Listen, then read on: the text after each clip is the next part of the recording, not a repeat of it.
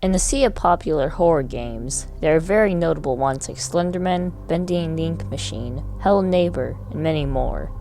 However, none of these games stand out quite like Five Nights at Freddy's, the creepy horror game about haunted animatronics, dead children, and a story so complicated it has broken a man's sanity 5 times over.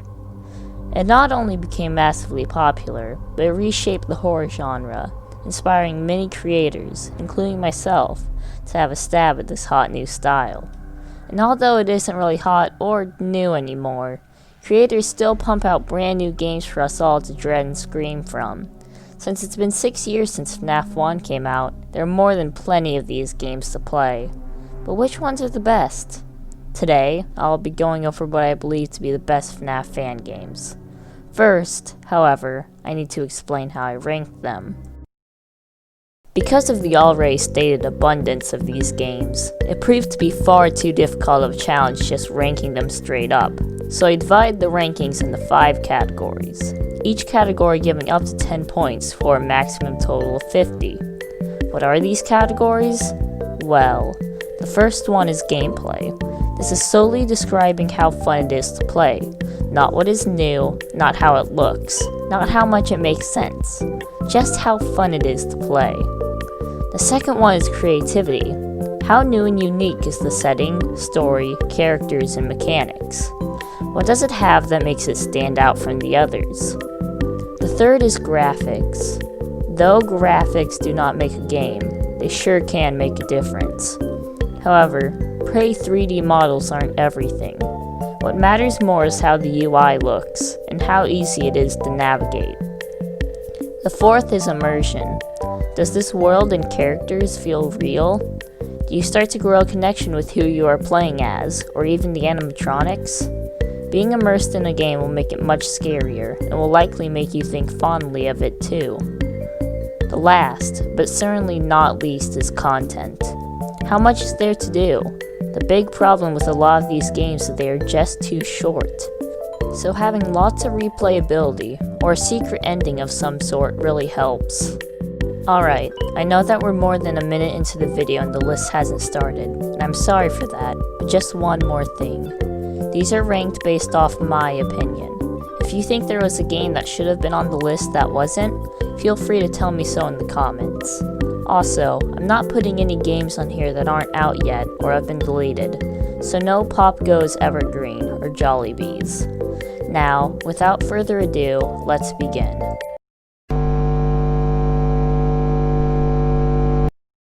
Starting off our list, we have the remaster of the critically acclaimed Five Nights at Candy's. The original was one of the first FNaF fan games ever, and was so popular for a very good reason. It didn't stray very far from the original FNaF, but most games at the time didn't, which is forgivable. The remaster adds so much to this already wonderful game, too. First off, it looks amazing. Every character is so glossy and cool, and every room is filled with bright colors and vivid detail. That's not all this game has going for it either. It runs very smoothly, and has enough new content that's worth it to play through again, even if you've already beat the original. The addition of Night 8 was so cool, and exactly what I'd like to see in more traditional FNaF fan games. The only problem with it is that it's rather short still, and it doesn't stray very far from the traditional 2 doors style. It is a very solid game though, and a nice one to start off with if you haven't played any FNaF games before. At number 9 we have Jolly 3 Chapter 1. Now, I'm not bundling 1 and 2 together, as I personally see them as 2 separate games. Plus, I haven't been in Jolly 3 Chapter 2 yet. However, I don't think I need to, as Chapter 1 is fun enough on its own to not need a second part. First off, I love the mechanics, especially the fans. These fans are so incredibly unstable that they'll break all the time, especially on later nights. If you can't manage to find and fix the right one, you die. The game doesn't help you keep track of them either, so you need to manually look out for the ones that are close to breaking, and keep your watch on them like a hawk. Of course, crappy ventilation isn't the only thing out to get you, as Jolly and his crew are all out to harm you, and the only way to stop them is with a just as unstable and far more dangerous gas that not only shuts the animatronics down, but takes a year off your lifespan. Okay, I made that last part up, but that stuff can't be healthy for the dude. The game does use the old FNaF trick of stretching out a JPEG and calling it a room, but besides that, it looks decent. It also has 2 separate minigames that play out after each night, making for a surprisingly long game. A must-play for any avid FNaF fan.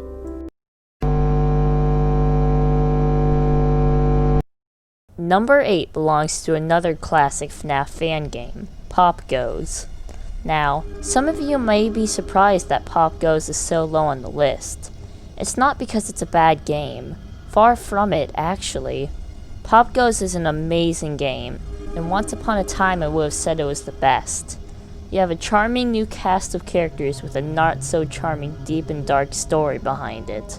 Along with that, you have good looking visuals, at least for when it came out. It has the same problem as Jolly 3, and some creative and new mechanics. These characters are, in all actuality, not dangerous.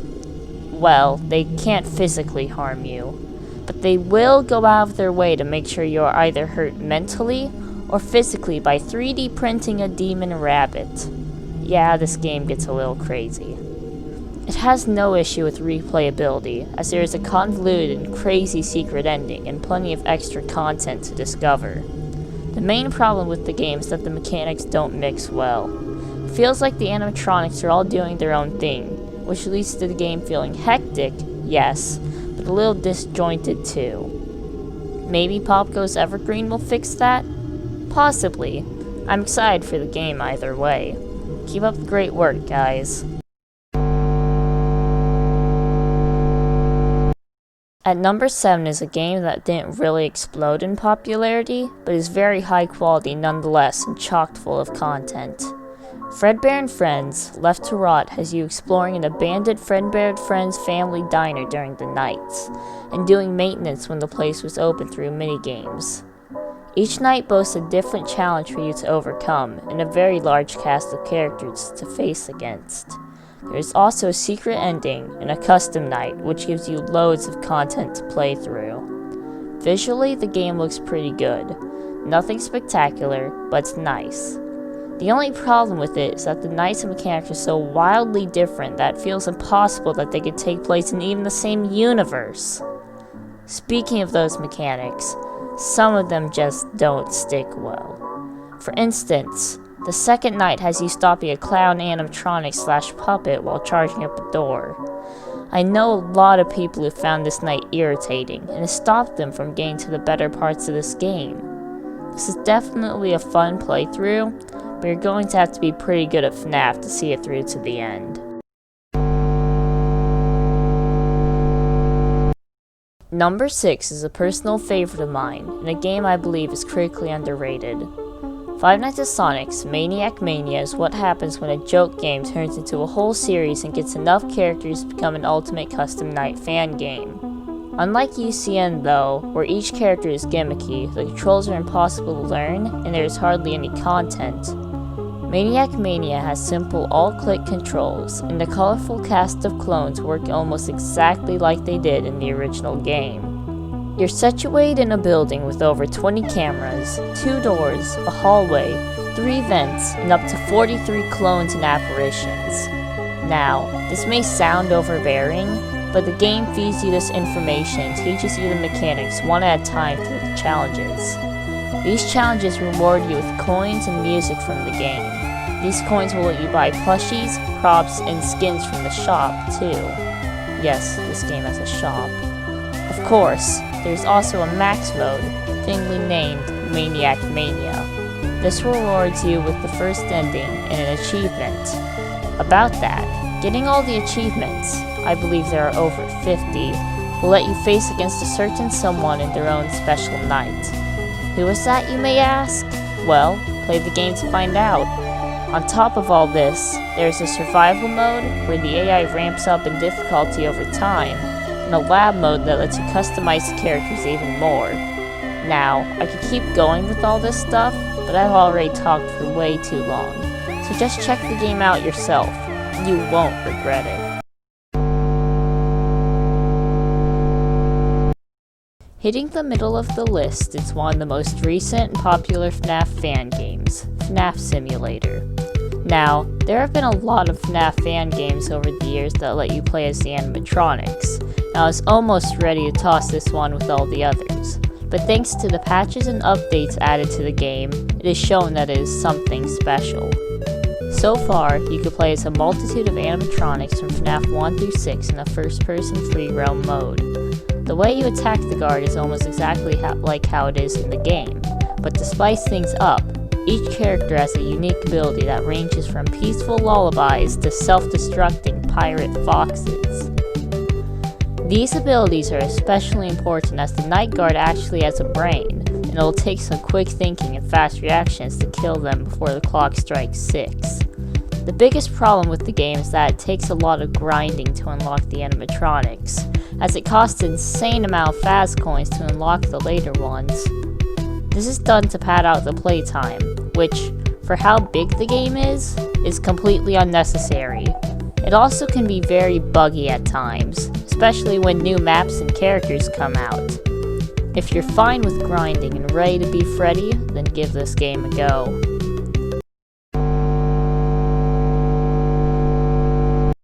There's no game quite like Dormitous. The art style, mechanics, story, and literally everything about the game is quite unlike any other I've played, and I'm not just talking FNaF fan games either.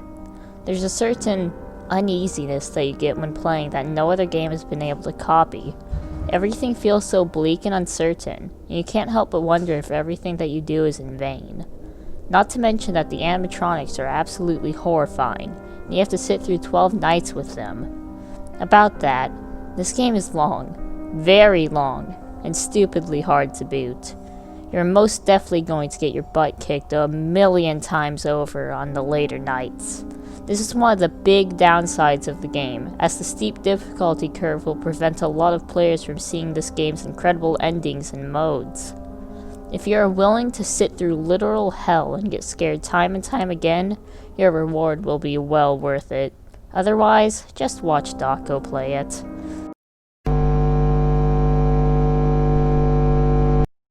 At the number 3 spot is the finale in an amazing series, and one of the only FNaF fan games to make it on the featured list, Final Night 4.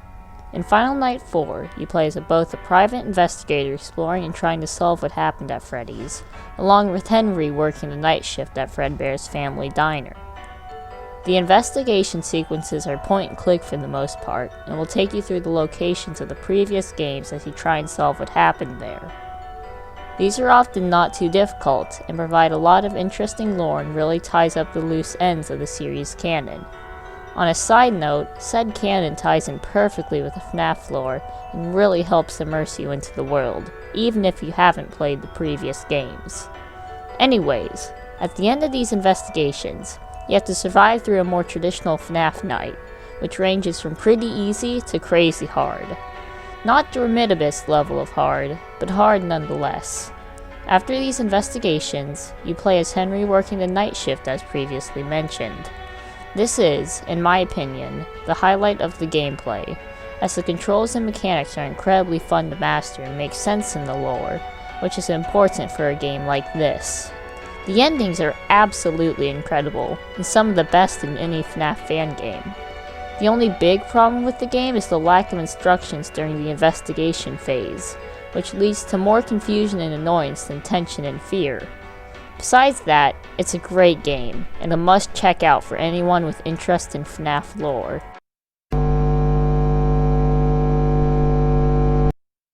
What more can be said about Joy of Creation story mode that hasn't been said already?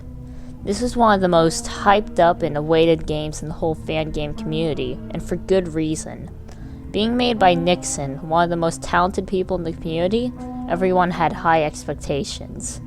And man, this game did not disappoint. You play as Scott Cawthon and his family, who, after welcoming a strange man to their home, are harassed and hunted down by the very things the man created. The story is simple to grasp but amazing to behold even after seeing it many times before, and the excellent visuals and soundtrack amplify it to insane degrees. This isn't all the game has going for it, though, as each night will involve you surviving in one of the 5 rooms in Cawthon's huge house, and playing as Cawthon's family, too. The gameplay in each of these nights is simple and wonderfully unique, and some of the coolest I've ever seen. Once again, however, the big thing holding this game back is the difficulty. I've had my eyes on this game for a long time, but I've never played it as it's just too dang difficult. It would have really benefited with an easy mode in my opinion. Besides that, the game is absolutely amazing, and if you're in it for the story, watching one of the many big YouTubers play it will do you just fine. It's an amazing game, and if you think you're up for the challenge, it's an absolutely incredible experience.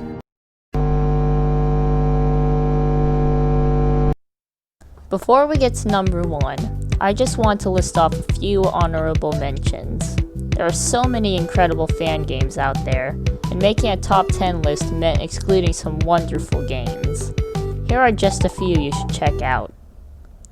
One Night at Flumpty's 2 is a classic and a lot of fun to play through. Even though there is only one night, the game is paced great and is a really nice standalone experience. Want a goofy and morbidly ridiculous game? Check it out! Fun Times at Homer's is a lighthearted take on the traditional FNaF formula with a few new twists.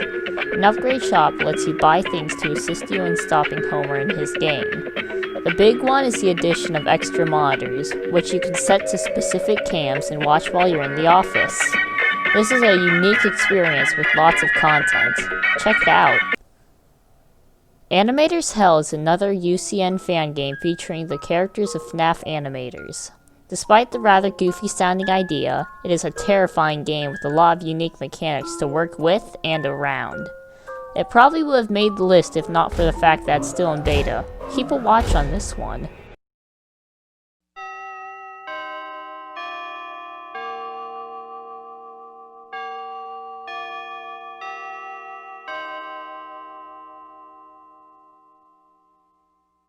Now, as we have seen when it comes to FNaF fan games, the better ones are generally pretty dang hard, as they weren't meant for more casual players. At the number 1 spot is a game that not only looks stunning, has amazing mechanics and story, is terrifying to boot, but also accessible for those who aren't as good at these types of games, but a fun challenge for those that are. If you haven't heard of it already, then you're missing out, because the Freddy Files is an absolutely mind-blowing FNaF fan game that released not too long ago. Where do I even begin with this game? Well, to start, the most obvious thing is the pixel graphics. Now, they may be a little jarring to look at first, but you soon get used to the aesthetic, and may even begin to prefer it over the 3D FNaF fan games like I did. The pixel art is absolutely stunning, and it's clear that whoever made it put extensive amounts of time and effort into it, and it pays off.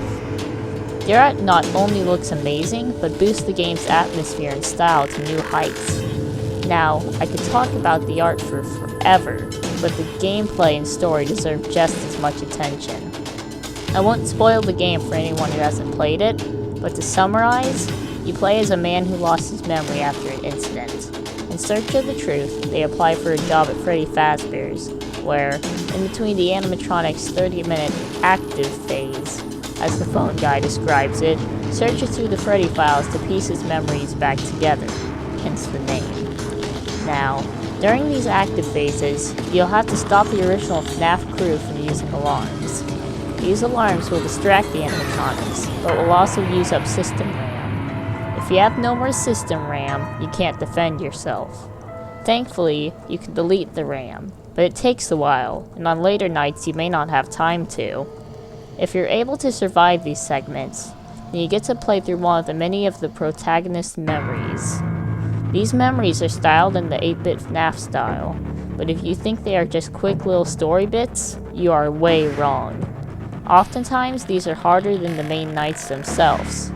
To compensate, though, they are incredibly unique and tons of fun to play through. The only problem with them is that they drag on for a little too long, and sometimes end up being endurance runs more than anything. Thankfully, though, you only play through these segments once, and they come and go fast enough to not get too annoying. If you're only going to check out one game on this list, which why would you? They're all incredible. I would say pick this one. It's insanely fun and jam-packed full of content that even new FNaF players can enjoy. And that was the list. Did you see any games that you wanted to check out? In the making of this video, I ended up downloading and playing a few games I hadn't yet, and I'm glad I did. These games are made out of passion, and it shows. Anyways, were there any games that you thought definitely should have made the list? Or games on the list that you don't think should be on there? Tell me in the comments below. With all that out of the way, I'm that crafty one. I'm not actually that crafty. And I'll see you all in the next one. And if you guys haven't checked out Maniac Mania yet, please do. It's an absolutely amazing game. I love it to bits.